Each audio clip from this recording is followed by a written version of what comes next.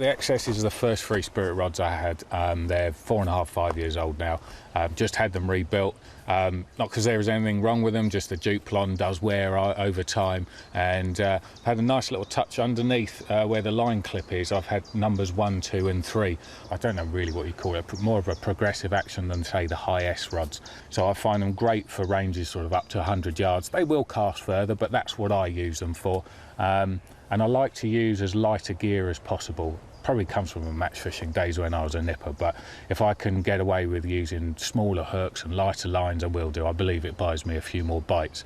And using that lighter end tackle means that you need a rod to protect the hook hold and make sure you don't break the lines. So, you know, the smoother action of these rods, you know, suits that style of fishing really well. I started using the Excessive about 3 years ago. I was a little bit dubious at the time because it's quite powerful on the tip. I mean, it's a really good casting rod. And we used them in a match with Zigs in the British Championships, I think for the first time. Very light hook length, small hooks, long range. I mean, the casting on them is phenomenal. You get a real good feel with it. And obviously without the resin in the blank, you're feeling that lead bump down. But the play on them is extremely smooth. I think that's the thing with most of the Free Spirit rods. You're getting that allowance of bump on the fish, and it's just dampening slightly what, you know, normally tend to sort of straighten the hooks and pull the hooks out. My trusty old ESs, I've had them a few years now, but they're without a doubt, you know, the best fishing rods I've ever had, like, you know. And I've got rods that will cast further, you know, the IS range and things like that. But to be honest with you, most of the time they spend their time in the garage at home, like, you know, because the ESs, you know, to me, they're the perfect fishing rod.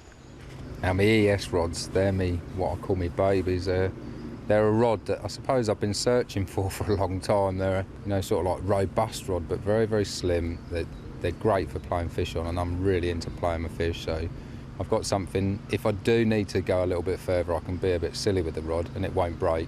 But also I've got something that I can fish down the margins, float a fish with. I just absolutely love the rod. I can't think of a better rod that I've ever used or could want to use. For lakes, which are only a couple of acres that I fish, only 50 yards, I've got some ESs which are 2 3/4, and they bend all the way through, and you can have some real good fun on them. But yeah, they're still high, still high end of the range. You've got the highest than the S, but they're all through action. Very nice rods. And I needed a new floater rod, and I thought, right, I looked at the KS and I started playing about with it, and the smoothness of it, I mean, it bends right the way through. You can really play a fish and enjoy it. And I think that's the whole thing, you know, there's a lot of rods out there that you use that are too powerful for the job you're trying to do. That one you can have some real good fun with, whether it's small carp or big carp. It doesn't matter, whatever you hook, you've got a real nice smooth play on it, and the tip can sort of bounce around and you can buffer everything and hopefully land the one that you want to.